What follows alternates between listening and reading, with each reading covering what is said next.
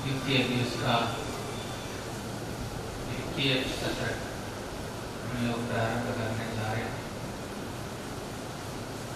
प्रातःकाल के सत्र में हम लोगों को बताया था आज 2 विषय रखे गए हैं। एक कर्म प्रधान है, दूसरा भक्ति प्रधान है।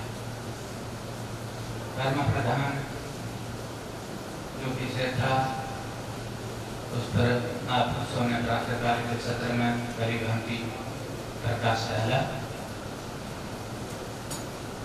अभी जो भक्ति प्रधान है उस पर हम लोग विचार करेंगे। जो शेष वक्ता लोग जिनका सुबह नहीं वक्तव्य हो पाया था उनसे हम श्रवण करेंगे। साधु कर्म ज्ञान योगी योग्यधिकतारा, यह नारद भक्ति सूत्र का है, 25वां नंबर सूत्र। इस पर प्रकाश डालेंगे, भक्ति का महात्म्य बताएंगे।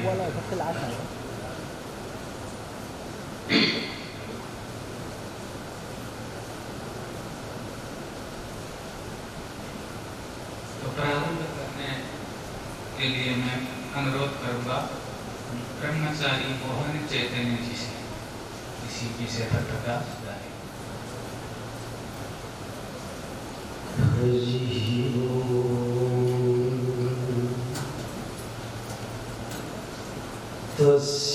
तस्येदिसे सततमं जलिरेश पुष्पै प्रक्षिप्यते रसभरे मधुराद्विरेफैः जागर्ति यत्र भगवान् गुरुचक्रवर्ती विश्वोदय प्रलयनाटकसूत्रधारः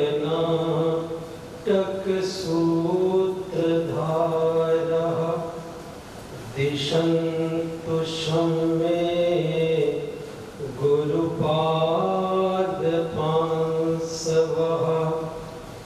ओम शांति शांति शांति।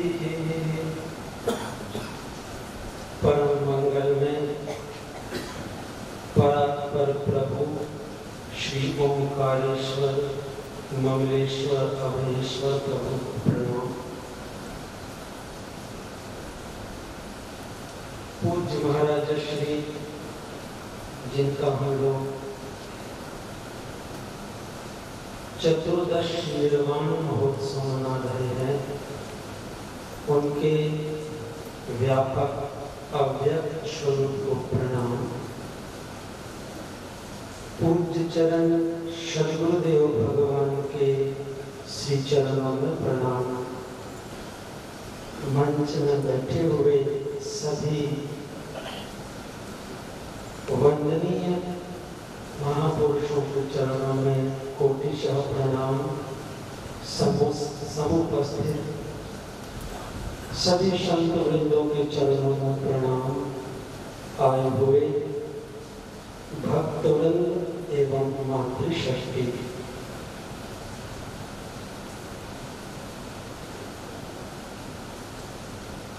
प्रातः काल हम लोग कर्म के विषय में श्रवण कर रहे थे।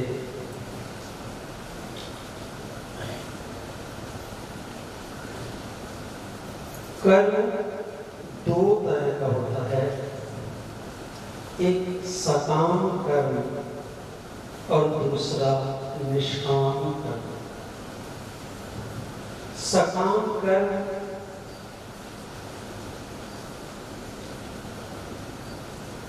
अपने फल को देकर के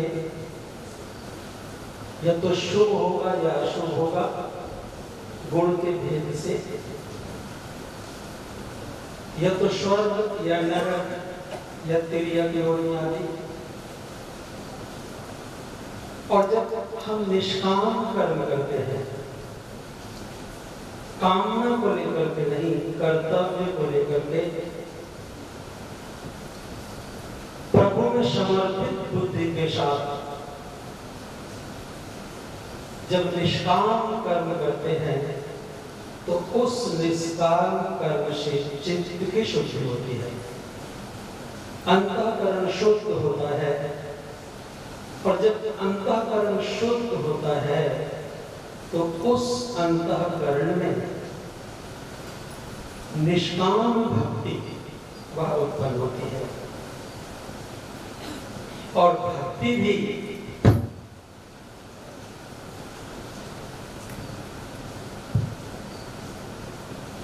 दो तरह की होती है। वह भक्ति भी सकाम और निष्काम होती है। लेकिन जिस भक्ति की यहाँ चर्चा श्री नारद भक्ति सूत्र में श्री नारद जी कर रहे हैं, सातु कर्म ज्ञान योगे व्यधिगतरा, वह भक्ति जो कर्म ज्ञान और योग से भी अधिकतरा यानी श्रेष्ठ है।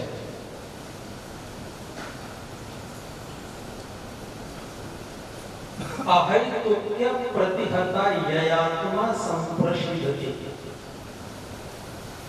प्राणी मात्र का कर्तव्य है कि वह अहैतुक भाव से, सकाम नहीं निष्काम भाव से, सवै पुंसां परो धर्म यतो भक्ति रदोक्षजे, अधोक्षज परमात्मा में अहैत की भक्ति करे। और जब अहैत की भक्ति करेगा तो क्या होगा? अहैतुक्य प्रतिहता ययात्मा संप्रशिदति, उस अहैत की भक्ति से, साधन भक्ति से, ये जो भक्ति है साध्या भक्ति, जो स्वरूप को प्राप्त करा देने वाली है, यह भक्ति प्राप्त होती है। सात्वस्मिन् परम प्रेम रूपा तस्मिन् परमात्मनि, परम प्रेम को दे देने वाली भक्ति है ये। और अमृत स्वरूपचा, ये स्वयं अमृत स्वरूपा भक्ति है। नारद जी अपने भक्ति सूत्र में ये सूत्र कहते हैं।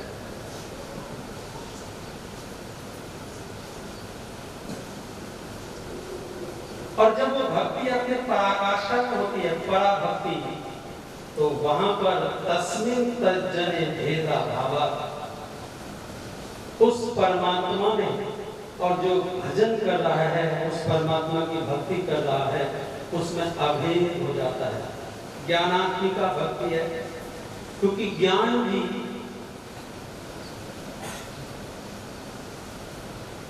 अभेद को देने वाला है।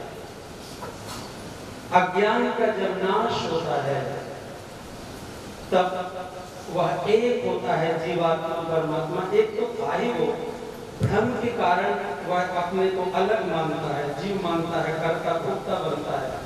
लेकिन जब उसके अज्ञान की निवृत्ति होती है ज्ञान के द्वारा, और वो यही परा भक्ति है जो ज्ञान स्वरूपिणी है, तो वहां तस्मिन् तज्जने भेदा भावा, उस परमात्मा में और उस जीवात्मा में, उस भक्त में भेद का अभाव हो जाता है। लेकिन ये तो बहुत ऊंची बात है। उस भक्ति को पाने के लिए साधन क्या है? तो एक और सूत्र कहते हैं श्री नारद जी कि उस भक्ति, परा भक्ति को पाने के लिए, परम ज्ञान स्वरूप भक्ति को पाने के लिए, जिससे अभेद तत्व ज्ञान में प्रतिष्ठा पाने के लिए, अहम ब्रह्मास्मि के बोध के लिए, बोले साधन भक्ति की जरूरत होती है। तो कैसा साधन हो? तो कहा यथा ब्रज गोपिका नाम, जैसे ब्रज की गोपियों ने भक्ति किया है तो वैसी भक्ति करनी चाहिए। तो क्या किया है ब्रज की गोपियों ने? अद्भुत भक्ति है। घर छोड़ने के बाद भी भगवान को पाने के लिए निकलते हैं, उसके बाद भी उन परमात्मा में वैसा लगाव, वैसा चिंतन नहीं हो पाता जैसा घर में रह करके, घर की श्रृंखलाओं में बंद करके भी उन गोपियों ने किया। कैसे भक्ति की, इसीलिए तो नारद जी अपने सूत्र में कहते हैं यथा ब्रज गोपिका नाम, जैसे उन ब्रज गोपिकाओं ने किया। देखो, यादो हने वहनने मथनो पले पा प्रेम कनार भरुदितो क्षण मार्जना दो गायन्ति चैन मनुरा तधियो श्रुकण्ठ्यो धन्या ब्रजस्त्रिय कुरु क्रमचित्तयाना।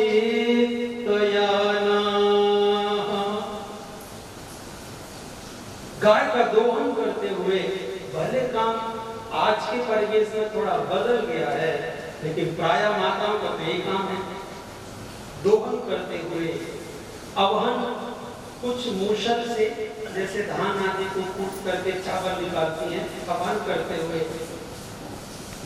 दधी का मथन करते हुए, बालक को खिलाते हुए, पालना में झुलाते हुए, मार्जन आदि करते हुए, ये तो सब कर रहे हैं, आज भी कर रहे हैं, और वो भी करती थी, लेकिन अंतर क्या था, ये करते हुए भी गोपियां किस मन वाली थी, कैसे चित्त वाली थी, कैसा अनुराग था। गायन्ति चैन मनुरा तधियो श्रुकण्ठ्यो धन्या ब्रजस्त्रिय कुरु क्रमचित्तयाना। गदगद कंठ से उसका स्मरण कर रही है, अपने प्रभु का ही चिंतन कर रही है, और अविरल अश्रु धारा बह रही है, काम कर रही है, सब करते हुए भी। इसलिए कहना पड़ा धन्य धन्य वो ब्रज की स्त्रियां कि ऐसा प्रेम है भगवान में, तो हो सकता है, चाहे तो नहीं हो सकता। सूरदास जी कहते हैं या में कहा लगे तो तेरो, इसमें तेरा क्या बिगड़ जाएगा। या में कहा लगे तो तेरो नंद नंद कर अपनो ठाकुर तू तो है रहो चेरो। या में कहा लगे तो तेरो, घर का मालिक खुद न बन के घर का मालिक भगवान को बना लो और उसका सेवक बना लो, घर मंदिर बन जाएगा। आपके उठने से लेकर सोने तक की पूरी सेवा भगवान के लिए हो जाएगी, अपने लिए नहीं होगी। तो वह करते हुए भी वह कर्म बंधन का कारण नहीं होगा, वह मुक्ति का कारण बनेगा, तो मुक्ति का कारण बनेगा। और ये साधन भक्ति उस पराभक्ति की ओर ले जाती है जो कर्म ज्ञान और योग से भी अधिक है। तस्य लौल्यमेव मूल्यम, उसको पाने का मूल्य क्या है, बोले उसके लिए तड़प, बस वो मिले कैसे। उद्धव जी से गोपियां कहती हैं कि हे उद्धव, श्याम सुंदर को इतनी ज्यादती अच्छी नहीं लगती है क्या। अरे बोले कि जैसे कृष्ण के वियोग में राधा तड़पती है, वैसे राधा के वियोग में भी तो कृष्ण को तड़पना चाहिए, दोनों ओर से प्रेम है। लेकिन ये क्या है कि राधा के कृष्ण के वियोग में राधा तड़पे और राधा के वियोग में भी राधा तड़पे। उद्धव जी को लगा कहना क्या चाहती है, राधा के वियोग में राधा कैसे तड़प सकती है। बोले कि क्या बताएं उद्धव, कृष्ण कृष्ण कृष्ण कृष्ण कहती रहती है तो तद भाव भावित चित्त हो जाता है, और ये राधा भूल जाती है कि मैं राधा हूँ, और कृष्ण में तादात्म्य हो जाती है, और यही राधा मानो कृष्ण भाव से भावित होकर के अब राधा राधा राधा कैसे। भाव से भावित हो जाती है, वहां द्वैत खत्म हो जाता है, राधा ही कृष्ण बन जाती है। तन मनस्का तदा लापस तद विचेष्टा तदा कृपा तद गुणान्येव गायन्ति नात्मा गाराणि संस्मरु। ये स्थिति हो जाती है। जब तक हम स्वार्थ में भगवान को साधन बना करके संसार को पाना चाहते हैं, वो भी एक भक्ति है, लेकिन ये सकाम भक्ति है। भगवान साधन नहीं, भगवान साधन बनते हैं। लेकिन जब भगवान के लिए भक्ति होती है तब पूरा संसार और ये शरीर, मन, बुद्धि, प्राण सब साधन बन जाते हैं उस परमेश्वर के लिए, और साथ सिर्फ परमात्मा होता है। ये जीवन परमात्मा के चरणों में समर्पित कर देंगे, ये मिलाइए, उसका ही दिया हुआ है, और उस पे समर्पित जब हो जाता है तो हमारे कर्म, हमारा ज्ञान, ये सब वहां पे शुद्ध हो जाता है। और सचमुच में कर्म के द्वारा, ज्ञान के द्वारा, योग के द्वारा उसको पाना ही तो है। तो जब ऐसी भक्ति होती है तो वह भक्ति बड़ा भक्ति की ओर आगे बढ़ा देती है। भगवान कहते हैं जब ऐसा भक्त होता है, मत चित्ता मत गता प्राणः, मत चित्ता मत गता प्राणः बोधयन्ति परस्परम कथयन्ति च माम नित्यम तुष्यन्ति च रमन्ति च। तो ऐसी भक्ति होती है तो भगवान कहते हैं ददामि बुद्धि योगम तम, उनको मैं बुद्धि योग देता हूँ, और वह ज्ञान योग के द्वारा वह अज्ञान को समाप्त कर लेता है और मुझको प्राप्त कर लेता है, मेरे से एक हो जाता है। तो ये तो हो ही सकता है। बड़े महाराज जी कहा करते थे, अरे कुछ नहीं कर सके तो ये तो करो कि कम से कम 6 महीने देख लो, भोजन करते समय मौन होकर के सतत अपने इष्ट का नाम लेकर के भोजन करोगे तो भी मन निर्मल हो जाएगा।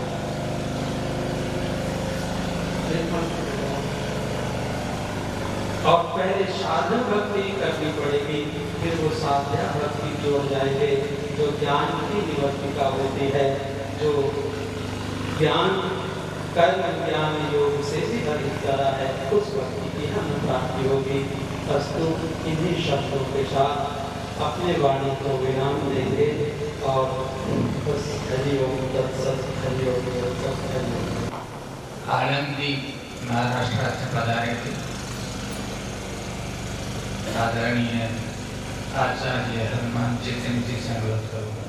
मुक्ति प्रदातारं पंढरपुरवासिनं विरसितं च रुक्मिण्यां पाण्डुरंगं नमाम्यहं। विहारहार घनसार सुधाकरावां कल्याणकान्तं चम्पकदामभूषां उत्तुङ्गपीनकुचतुङ्गमनोहराङ्गीं वाणीं नमामि मनसा वचसा विभूत्यै। श्री ओंकारेश्वर भगवान, श्री मरेश्वर भगवान, श्री मानवरा, इनके चरणों में साष्टांग प्रणिपात करके श्री बड़े महाराज जी उनके चरणों में, श्री स्वामी जी के चरणों में और मंचा से सभी संतों के चरणों में साष्टांग प्रणिपात करते हुए पूरा उपस्थित सभी साधु संतों के चरणों में भी साष्टांग प्रणिपात, सब संतों के चरणों में मेरा प्रणाम। आज द्वितीय सत्र का जो विषय है सातों कर्म ज्ञान योग्य योगी अधिकतरा, यह श्री नारद महर्षि का जो सूत्र है, इस सूत्र में भक्ति सात शब्द का अर्थ कभी भी यह सर्वनाम है, जैसे हिंदी में हम बोलते हैं कि राम भोजन करता है, राम जाता है, और बाद में बोलते वह, तो वह से जो पूर्व में बताया है उसी का ही हम ग्रहण करते हैं। तो सा का अर्थ है वह माने पूर्व में जिसका वर्णन किया हो वही सा अर्थात वह पद से हमको चाहिए। अर्थात वह कौन है? तो पूर्व में प्रारंभ से ही श्री नारद महर्षि अर्थात तो भक्ति व्याख्या से की सूत्र से आरंभ करके सात्वस्मिन् परम प्रेम रूपा इत्यादि भक्ति के उन्होंने लक्षण किए, अर्थात परमात्मा में प्रेम करना। इसी के यह सा अर्थात वह भक्ति कर्म ज्ञान और योग से भी अधिक है, अधिकतर अर्थात श्रेष्ठ है, ये यहाँ पर कहते हैं। अब हम भक्ति के अनेकों लक्षण हमें शास्त्रों में मिलते हैं। सुबह हमने जो जिसका विचार किया, जिस कर्म का, उसी से ही हम उसको ही भक्ति में परिणत कर सकते हैं। क्योंकि भक्ति की जैसे श्री नारद महर्षि जी वे अपने नारदस्तु तदर्पिता खिलाचारता तद विस्मरणे परम व्याकुल देती, ऐसा वह भक्ति का लक्षण करते हैं। भक्ति क्या है कि तदर्पिता खिलाचारता, अर्थात जो जो अपना व्यापार है वह संपूर्ण व्यापार प्रत्येक आचार हम भगवान को अर्पण करें। कोई भी क्रिया हम जो जो कर्म करते हैं वह कर्म भगवत अर्पण बुद्धि से करेंगे। है तो क्रिया ही, लेकिन भगवत अर्पण बुद्धि से करने मात्र से ही वह भक्ति बन जाती है। इसीलिए भगवान 9वें अध्याय में बोलते हैं कि यत् करोषि यदश्नासि यज्जुहोषि ददासि यत् तपस्यसि कौन्तेय तत्कुरुष्व मदर्पणम्। यत् करोषि, तू हे अर्जुन, तू जो जो करता है, जो खाता है, जो जो अपना दिन में व्यवहार हो, वह संपूर्ण व्यवहार हम भगवत अर्पण बुद्धि से करेंगे तो वह कर्म भी भक्ति के रूप में परिणत होता है। इसीलिए यह श्री नारद महर्षि जी का कथन है। वैसे हम पूजा करेंगे, पूजा में प्रेम, भगवान की जो कथा होती है उसमें अनुराग प्रीति करें, वह भी भक्ति है। ऐसी भक्ति करने से यह अपने अंतःकरण की शुद्धि ही भी होती है और अंतःकरण की स्थिरता भी हो जाती है, और इसी भक्ति से परमात्मा का लाभ भी, परमात्मा की प्राप्ति भी होती है। हम अब थोड़ा सा विचार करते हैं, जो सूत्र में दिया कि यह भक्ति कर्म ज्ञान और योग से अधिक है। कैसे संभव है? कर्म से अधिक कैसे मान सकेंगे? ज्ञान से भी श्रेष्ठ कैसे? उसके लिए कुछ तो कारण होगा कि हम माने कि भक्ति कर्म ज्ञान और योग से अधिक है, इसलिए हम और सब कर भी सकते हैं। इसलिए ये यहाँ पर कर्म ज्ञान और योग की निंदा करने के लिए नहीं, क्योंकि इतना ही है कि हम सब भक्ति का स्वीकार करें। जो सीधा साधन है उसको स्वीकार करने के लिए उसकी स्तुति की जा रही है। यहाँ पर निंदा नहीं, केवल भक्ति का स्वीकार करें, इस हेतु से उसकी श्रेष्ठता बताई जा रही है। यह भक्ति कर्म से भी अधिक है। इसका एक हम कारण देख सकते हैं कि कर्म क्या करता है।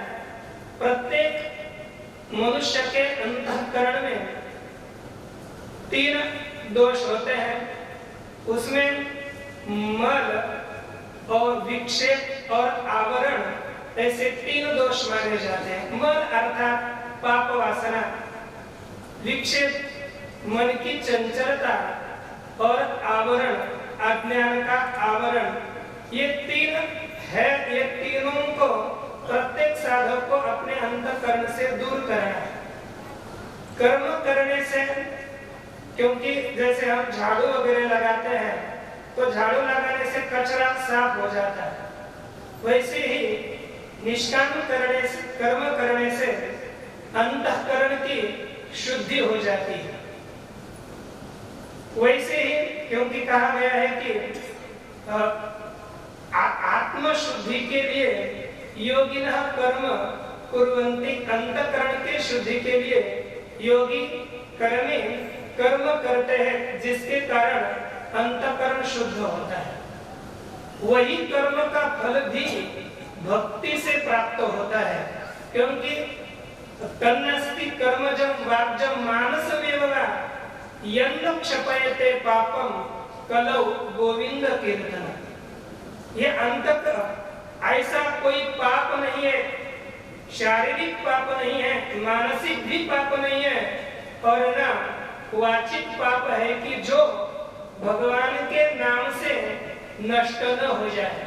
अर्थात भक्ति से कर्म का फल हमें सहज ही लब्ध होता है। जो कर्म से मिल रहा है वो भक्ति, भगवान का नाम स्मरण करने से भी फल मिलता है। और एक बात है कि कर्म बहुत सूक्ष्म है। कर्म करते करते कुछ यदि हमारे से भूल हो गई, कुछ कर्म में न्यूनता हो गई, तो हमें उसका फल नहीं मिलेगा। लेकिन भक्ति एक ऐसी चीज है, कैसी भी करे तो हमें उसका फल अवश्य ही मिलता है।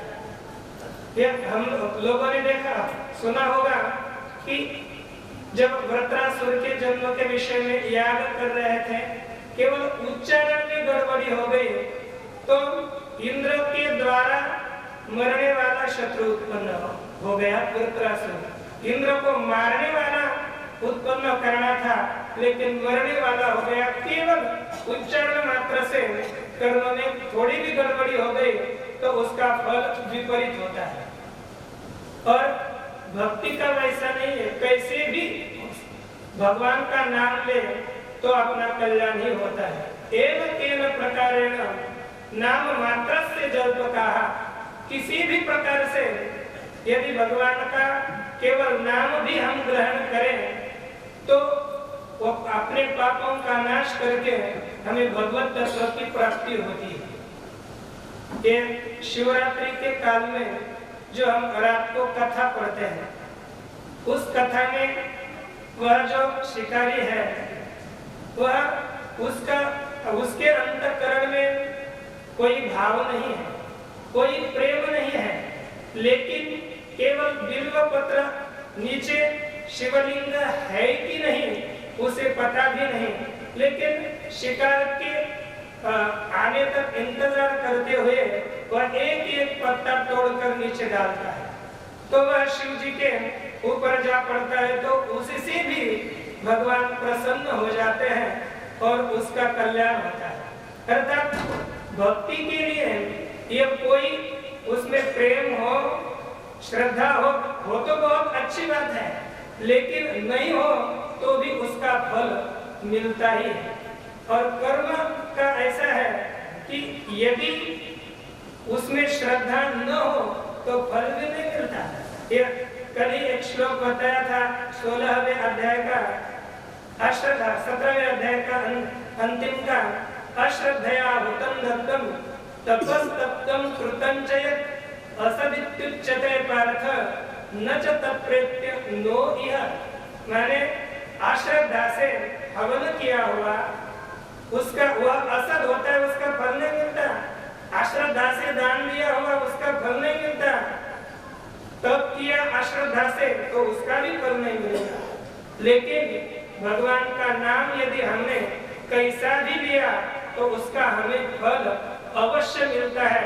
इसीलिए कर्म के दृष्टि से हम भक्ति को श्रेष्ठ मान सकते हैं। दूसरा है अब पहले योग का विचार देखते। योग की अपेक्षा से भी हमें भक्ति क्यों श्रेष्ठ है? क्योंकि कभी-कभी जो सरल साधन होता है उसे भी हम अच्छा साधन है, यह सरल है, तो भी उसे हम श्रेष्ठ बता देते हैं। वैसे ये योग में हमें अष्टांग चाहिए पहले, क्योंकि यम, नियम, आसन, प्राणायाम, प्रत्याहार, धारणा, ध्यान, समाधि, ये सब जब निष्पन्न हो तब हमें संप्रज्ञात समाधि के बाद असंप्रज्ञात समाधि प्राप्त होगी, तब योग सिद्ध होगा। लेकिन इस योग में भी अनेकों अंतराय है, रोकने वाले साधन होते हैं, वे हमें प्रतिबंध करते हैं प्राप्त उसके साध्य की निर्विकल्प समाधि की प्राप्ति होने नहीं देते। लेकिन इस योग में भी हमें भगवान की प्राप्ति हो सके भी जल्दी ये निर्धारित नहीं है, लेकिन भगवान का नाम स्मरण करने से हमें उसकी जल्दी प्राप्ति होती है। एक मराठी में ही प्रमाण है, एक बताता हूँ कि वहाँ लिखा कि योगियांच्या ध्यानी ध्याता ना तुळसी तो तू आम्हा पासी मागे पुढे। इसका अर्थ यह है कि भगवान कभी योगियों के ध्यान में भी मन में भी नहीं आता, वह भक्तों के आगे पीछे दौड़ता रहता है। अर्थात इससे क्या सिद्ध होता है कि भक्ति यह योग के, क्योंकि भगवान उसके साथ नित्य रहते हैं, अर्थात यह योग से भी कहीं ना कहीं भक्ति अधिक है।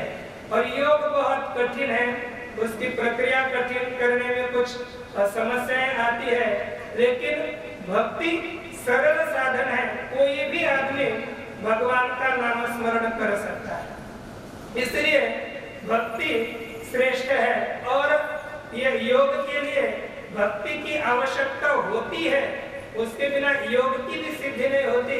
इसलिए तो ईश्वर प्रणिधान, यह सूत्र ईश्वर का ध्यान योग में भी करना पड़ता है। और गौण्य समाधि सिद्धि रीति, मतलब गौणी भक्ति से समाधि की सिद्धि होती है, समाधि की प्राप्ति होती है। इसलिए भक्ति योग के लिए अपेक्षित है। और एक अंतिम है कि ज्ञान की अपेक्षा से, तो ज्ञान तो साक्षात आत्म तत्व की प्राप्ति करने वाला है, इससे अतिरिक्त तो कोई मार्ग परमात्मा प्राप्ति का नहीं है। नान्य पंथा विद्यते अयनाय, इस परमात्मा प्राप्ति के लिए दूसरा कोई मार्ग नहीं है। तो भी यहाँ पर भक्ति ज्ञान से अधिक क्यों बताई जा रही है? एक उदाहरण आपको बताता हूँ। एक बताइए, माता श्रेष्ठ होती है कि बेटा श्रेष्ठ होता है?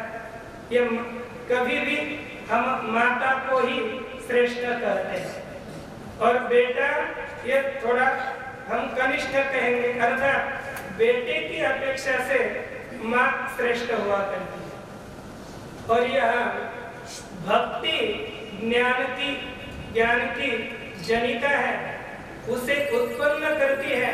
इसलिए भागवत हमने जब सुना तो उसके महात्म्य में ही भक्ति के दो पुत्र हैं, एक ज्ञान और दूसरा वैराग्य। तो ज्ञान भक्ति का बेटा है, इसलिए बेटे की अपेक्षा से माँ श्रेष्ठ हुआ करती है।